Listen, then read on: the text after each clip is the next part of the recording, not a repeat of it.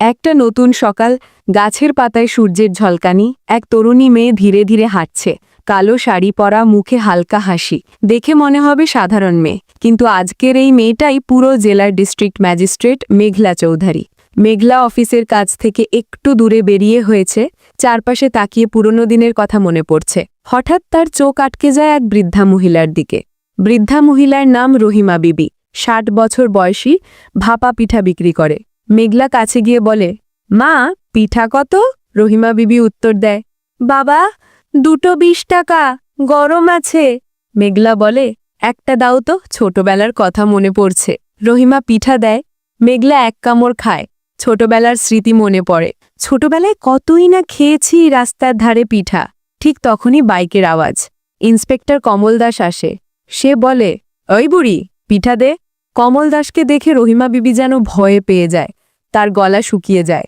রহিমা কাঁপা হাতে পিঠা দেয়। কমল দাস একের পর এক ৪টা পিঠা খায়। খাওয়ার পরে টাকা না দিয়ে চলে যেতে চায়। রহিমা বলে, স্যার, আমার টাকাটা।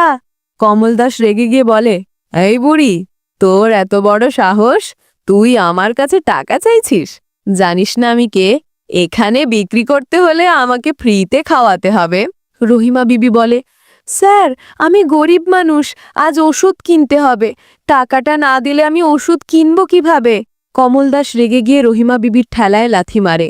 পিঠা ছিটকে যায় রাস্তায় এবং ঠাস করে এক চড় বসায় রহিমা বিবির গালে। এসব দেখে মেঘলা বলে, আমার এলাকায় সাধারণ মানুষ প্রতিদিন পুলিশের হাতে নির্যাতিত হয়, আর সেটা আমি জানি না? সে রাগান্বিত হয়ে এগিয়ে এসে বলে, আপনি আইনের মানুষ হয়ে অন্যায় করছেন, আমি আপনাকে আইনের আওতায় আনব। কমল দাস বলে, তুই কে রে যে আমাকে আইন শেখাবি? মেঘলা বলে, আইন শেখাই না, শুধু মনে করিয়ে দিই। নিজের ভালো চাও তো এখনই তার পা ধরে ক্ষমা চাও এবং তার ক্ষতিপূরণ দিয়ে দাও। কমল দাস রেগে গিয়ে মেঘলাকে বলে, সন্ধ্যায় দেখা করিস, তোকে ডবল ক্ষতিপূরণ দিব। মেঘলা ফোন বের করে বলে, আমি মেঘলা চৌধুরী, মেন রোডের সবাই আসুন এখনই। কয়েক মিনিটে পুলিশ গাড়ি সেখানে চলে আসে।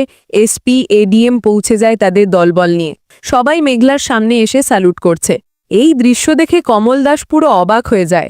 মেঘলা এসপির কাছে সব খুলে বলে, কমল দাস এই বৃদ্ধার থেকে পিঠা খেয়ে তাকে টাকা দেয়নি, বরং তার ঠেলা লাথি মেরে চড় মেরেছে। এই অফিসার অন্যায় করেছে, একজন গরিব মায়ের সম্মান ভেঙেছে। এসপি সাথে সাথে বলে, কনস্টেবল, তার ইউনিফর্ম খুলে নাও, সে এই ইউনিফর্ম পরার যোগ্য নয়। দুজন কনস্টেবল এগিয়ে এসে কমল দাসের ইউনিফর্ম খুলে দেয়। কমল দাস কাঁদতে থাকে, বলে, ম্যাডাম, ভুল হয়েছে, মাফ করে দিন।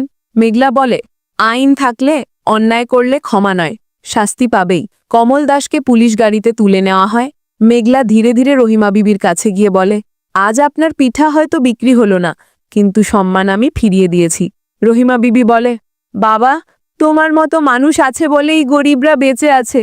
আল্লাহ তোমার জীবন সুখে ভরে তুলুক। গল্পটি যদি আপনাদের ভালো লেগে থাকে তাহলে ভিডিওতে একটি লাইক দিন এবং কমেন্ট করে জানাবেন কেমন লেগেছে।